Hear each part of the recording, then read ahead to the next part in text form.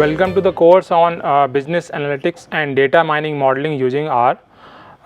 This is our supplementary lecture number 2 on basic statistics using R. So, let us start. So, as we have discussed about 3 types of analytics, first one being descriptive, then predictive and then prescriptive. So, we are going to cover the descriptive part, and we are going to learn some of the basic statistics using R. So, let us open R Studio. So, as we have done in the previous lecture, we are required to load this particular library. Why we need this? Because we want to load the data set from, we want to import the data set from an Excel file. Data set that we want to import is the same one, the sit-down car. So, let us execute this line.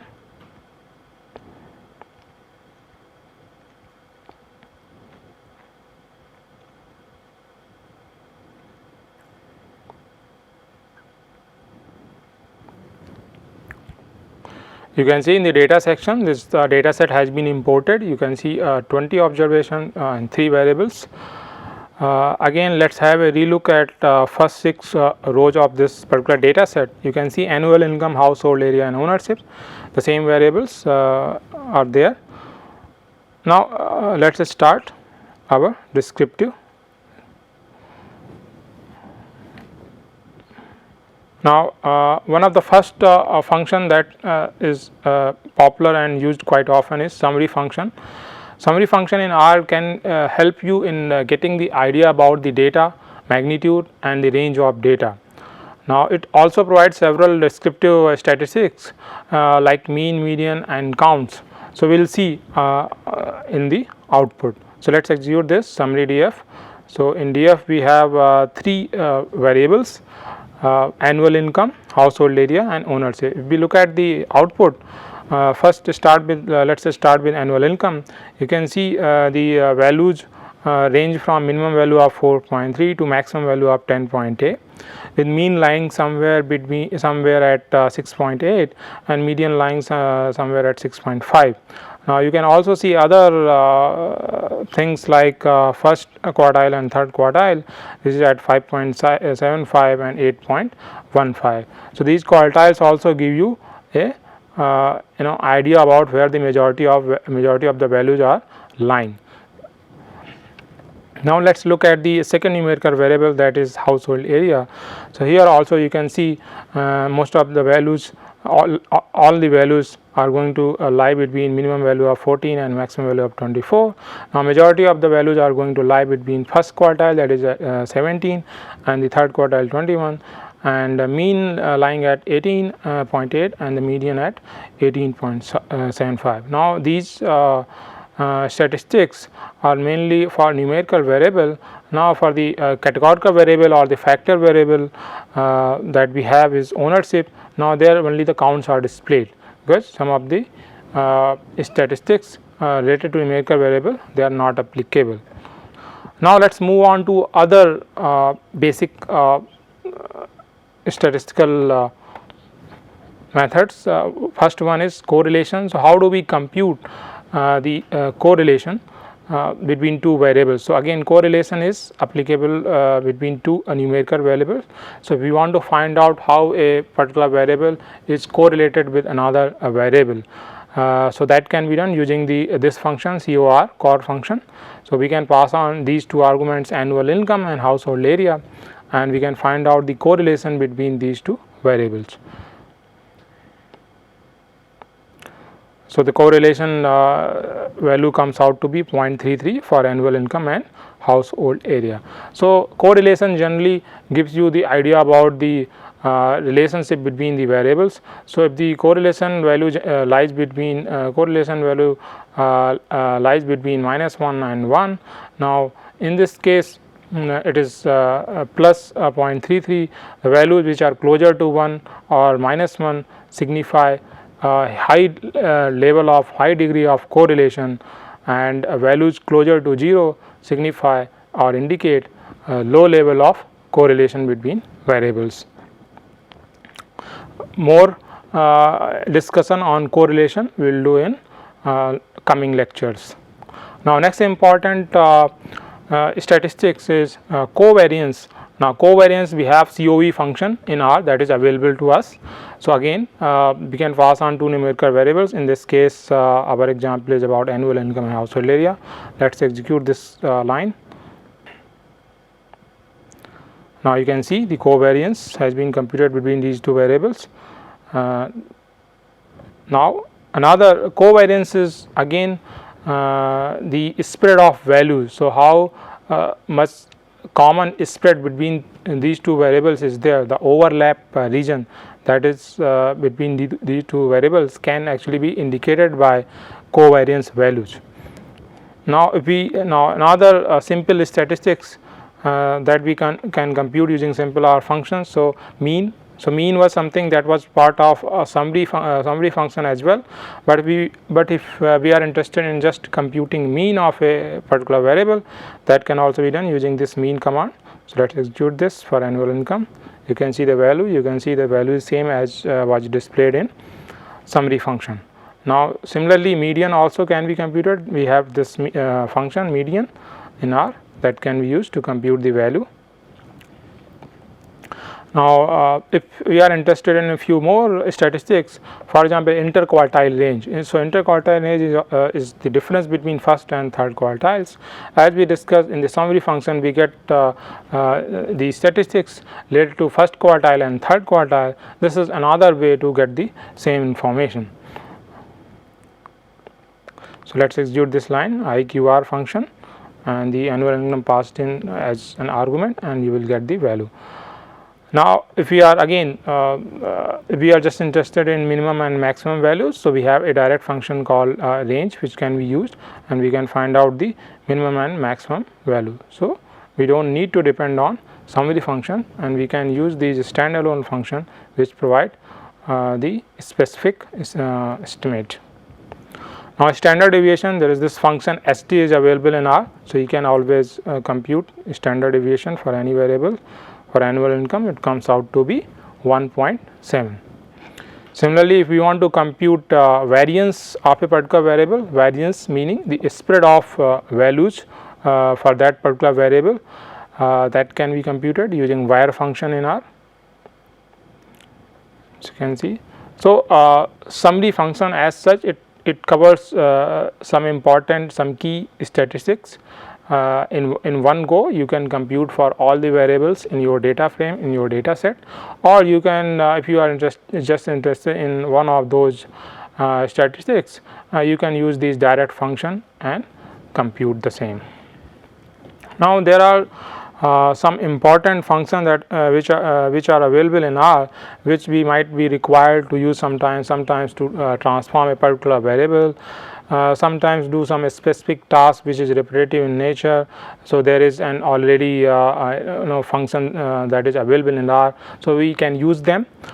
So, one such function is apply. So, in coming lectures we will keep learning about many useful functions from R. So, apply function can be used if we want to apply a function to several variables in a data frame. This particular function can be useful. For example, if we want to apply, if we want to compute a standard deviation for all the numerical variables in a data frame, that can be done in one go using this particular function. So, first argument is again you need to pass on the data frame and the variables on which you want to apply. So, variables as generally recorded in the columns. Margin indicates the same thing. So, margin value of 2 means that the function is to be applied column wise. Now, third argument is function fun fun. So, in this case, in this example, we want to compute standard deviation values. So, SD is the that function that we have seen before. So, this can be passed on and we can apply. So, if you execute this line for these two variables, one variable annual income and household area, you can see the standard deviation value has been computed. Sometimes you might have to write your own functions which are generally called user defined function. some pre-developed, predefined function might not be available in R, and you might be required to write your own function. So here is an example. So this is a very simple example just to give you an idea about how you can write your own function and use them in your modeling or data preparation and transformation, all those steps. So this function is about providing the difference between max and minimum values for all the variables in a data frame. So first you need to come up with the name of your function. So for example, because we want to compute the difference between max and min values for all the variables, our name is max for and min and the difference. So diff is the name that I have given, and then you have to use function to define it, and then you have to mention the argument that would be allowed to pass. So in this case it is data frame, and then within this particular function I have used this built-in function apply. This is again, it again takes the first argument as data frame and this margin for column, and within this function again I am again defining in a way I am again defining another function. So this is user defined function, and within apply again I am writing one more user defined function. So function x and max and min x. So let us execute this code so that this function becomes available for us to use in future.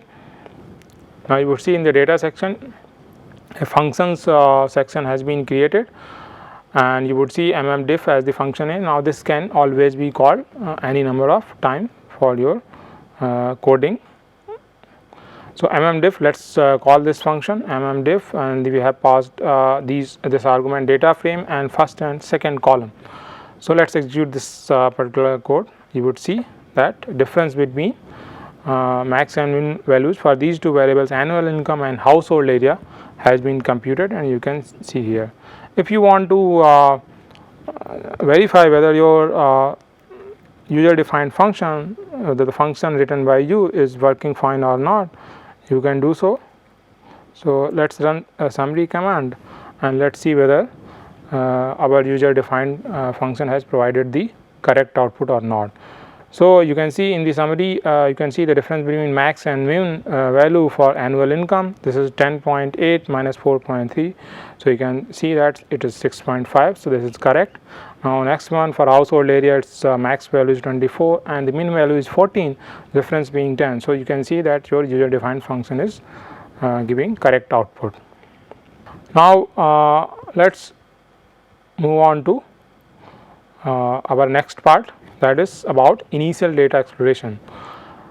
So this is whatever basic statistics that we have just discussed, sometimes we might require to understand a bit more. For example, whether we can understand if there is any potential linear relationship between variable, whether we can understand the distribution of data. So for that some level of visualization is required. So now we are going to discuss some techniques related to visualization. So these are some of the things that can be and that should be done before starting the formal analysis or formal modeling. So one of the most important visual analysis can be done using scatter plot. So for this I am going to generate this hypothetical data. So again this function R norm, this can be used to generate randomly generate data which follows normal distribution. So R norm, and the first argument that I am passing here is 100. That means I want to generate 100 observation or 100 values. So let us generate values for R norm for x. You would see in the data section x has been created, and you would see that this is a numeric vector having 100 values, and the values have been generated randomly, and they are also following normal distribution. Now we can generate another variable y. So let us generate it like x plus R norm, again in this case we are giving a mean, specifying mean as 0 and a standard deviation as 0.6. Let's execute this line and generate y. You can see y, another vector has been created having the same number of observation 100 and the values. Now if we want, we can combine these two variables and create a data frame. So that can be done using this as.dataframe command. So these two variables, they will be coerced and a data frame would be created. So let's execute this line. Now let's see what the data looks like. So first 6 observation, you would see that x and y, we can see these data points have been randomly generated. Let's look at the summary of this particular data frame. So this is available for us. Now scatter plot. So the plot command is a generic command that is available in R and can be used to generate many kinds of plots. So in this particular case we are trying to generate a scatter plot. In the plot command you need to specify first argument should be about the variable which is going to be plotted on x-axis, and then the second argument is about the variable which is going to be plotted on y-axis, and then some other LAS is another argument that is available mainly for the visual appeal. You can seek help to get more information on LAS. Then the third important argument is about main, which gives you the title of the plot. So in this case we have given the title of the plot as a scatter plot of x and y. Now it is important for you to label the x-axis and y-axis, because sometimes if you are going to use data frame and the dollar notation, then that can be taken as the default names for your x-axis and y-axis. So in this case we have given the name of x-axis as x and name of y-axis as y. Now you can also specify limits for your x-axis and y-axis, because sometimes your plot area might be smaller and it might not look good because a small portion of your plot is displaying data, right. So therefore if you are able to restrict your limits, then the plot area would your data points would cover majority of the plot area. So as you can see in the summary command that we have just run, the mean and max value, let's look at the mean and max value. So the mean value is minus 2.13 for x and the max value is 2.77 for x. So we can say that all the values are going to lie within the range of minus 3 to 3.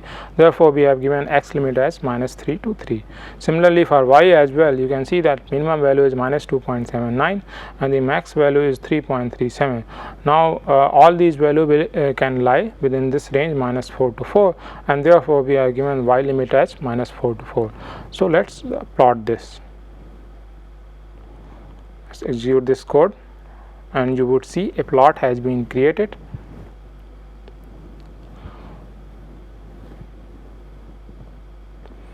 And you would see all the values, and you can also from this plot all the data points, you can see a line can be drawn from this point to this point and it would closely fit the data. So there seems to be a linear relationship between x and y. So why this kind of relationship is visible in this case? This is mainly because the way we have generated an x and y. If you look at the way we have generated x and y, you can see x was randomly generated and then y was x plus some addition of randomly generated numbers. So from there this linear relationship is coming.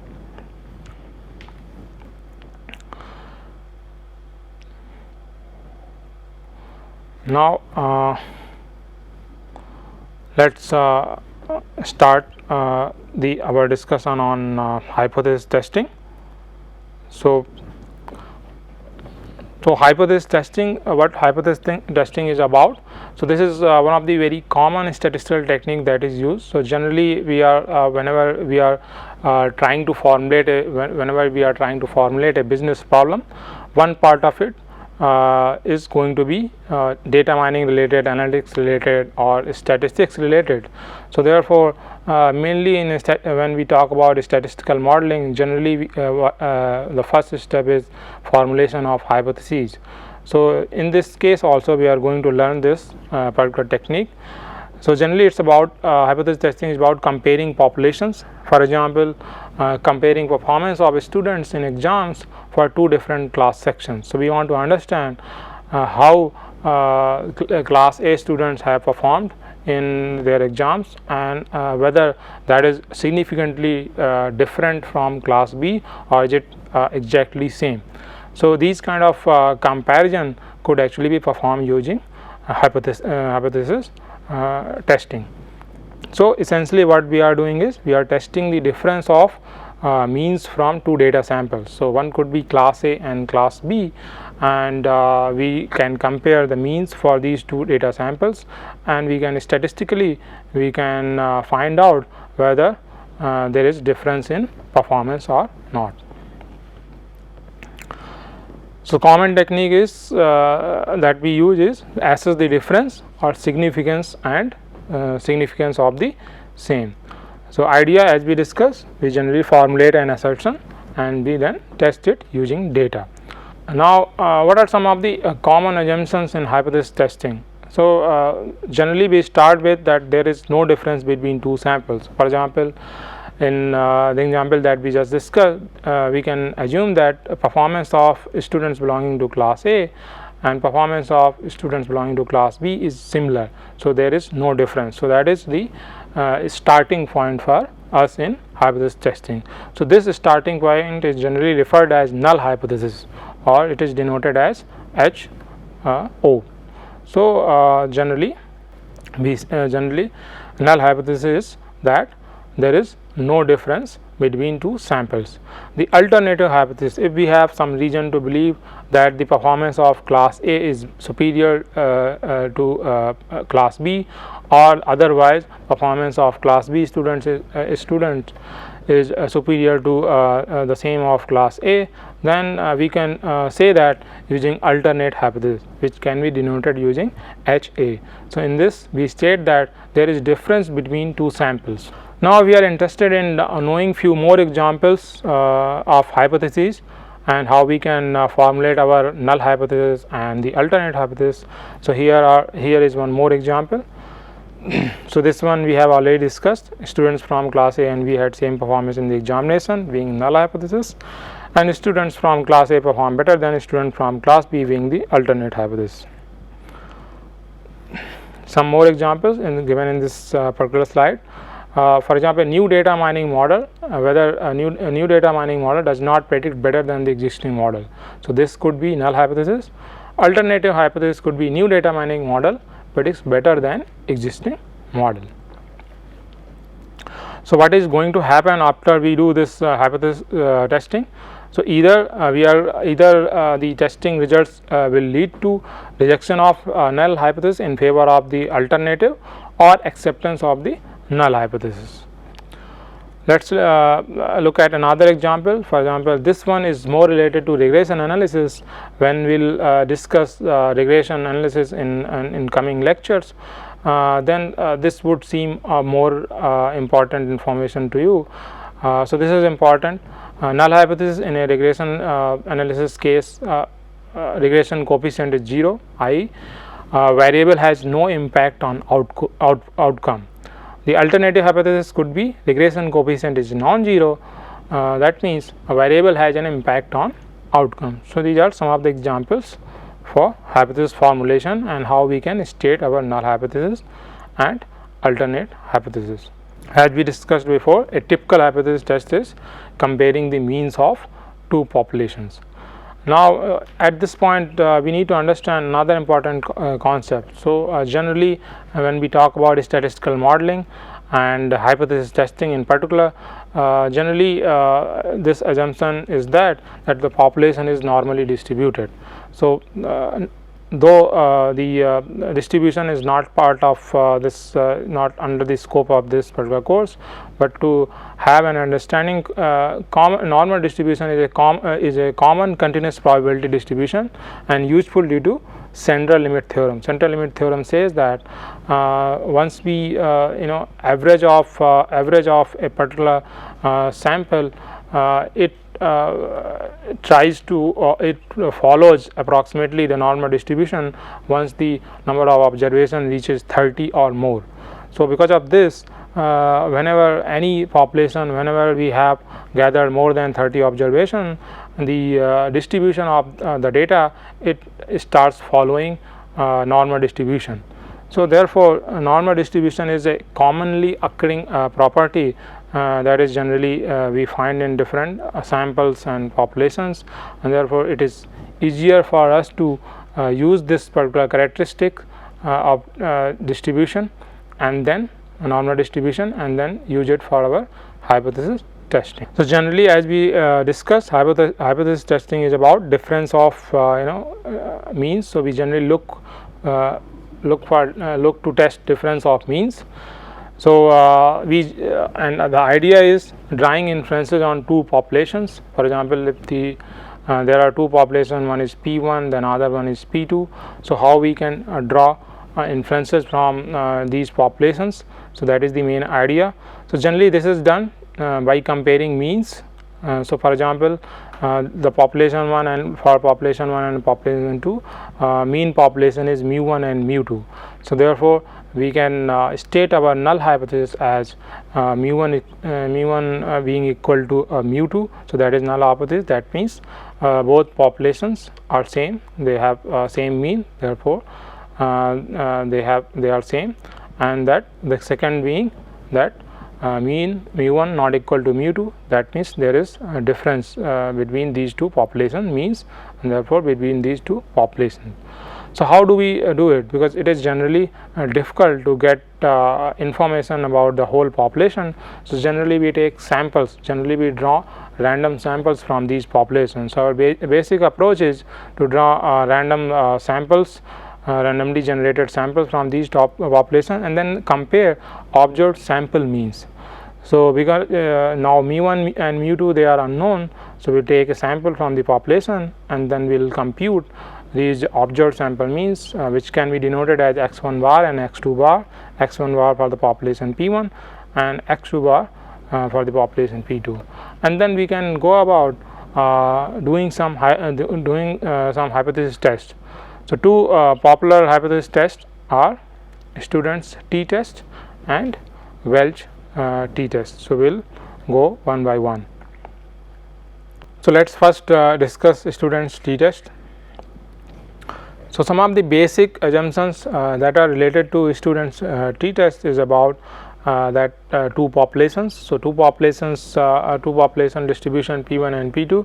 So, we assume that they have equal variance. So, we do not know the variances of these two populations, but we assume that them to be equal. So, only then students t-test can actually be performed.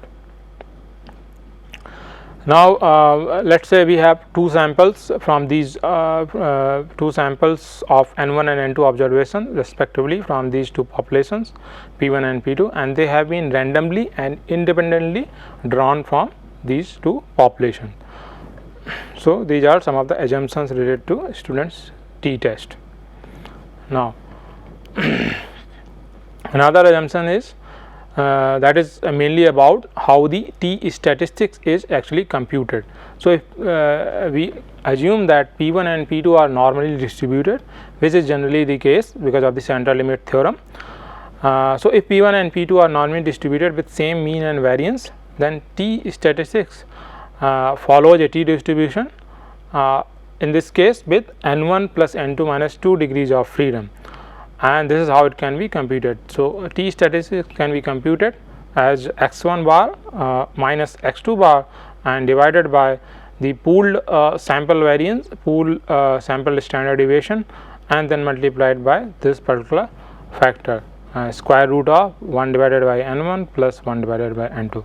Now, pooled sample variance can be defined in this fashion. So, you can see S1 square, the sample variation from population 1, sample drawn from population 1, and S2 square is the variance for sample 2 drawn from population 2, and you can see a kind of weighted average has been taken to compute pooled sample variance. So, this is the statistics that is computed, and this is under the assumption that null hypothesis is true. So, we need to understand that this has to be correct, that P1 P2 normally distributed with same mean and variance, and we are assuming that null hypothesis is true, and then we can go ahead and compute this particular T statistics.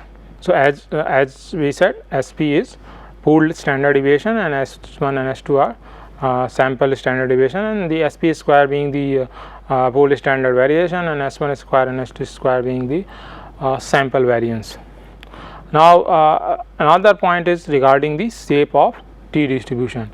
Now, shape of T distribution is generally similar to normal distribution, and it becomes more so when the degree of freedom reaches 30 or more. So, as we have more and more observation into our sample, then this T distribution becomes more like normal distribution.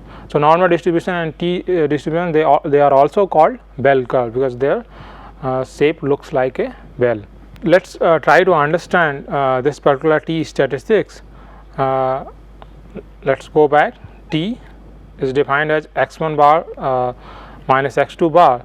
Now, x1 bar and x2 bar are sample x1 bar and x2 bar are observed sample means.